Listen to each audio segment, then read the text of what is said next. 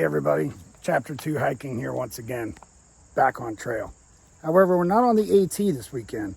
Kind of had a change of plans. I was going to do, Johnny had a meeting in Bedford, Pennsylvania. So I came with her and I was going to do another trail about 12 and a half miles.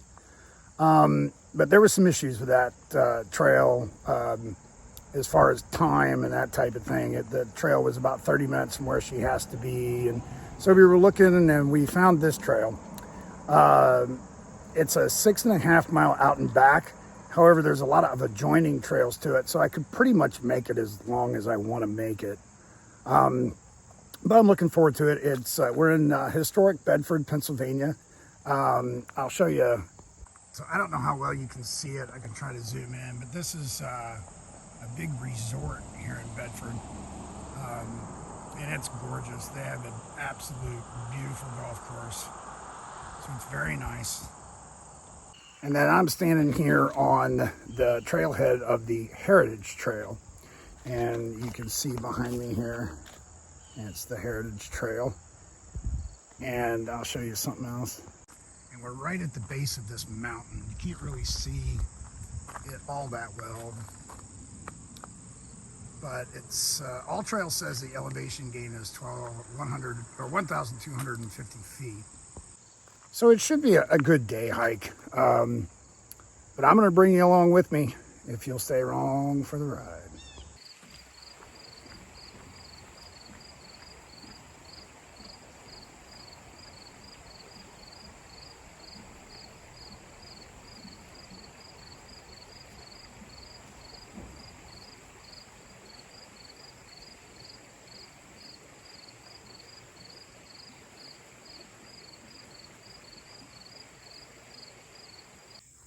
So All Trail says that is the trail and it comes to a small lookout.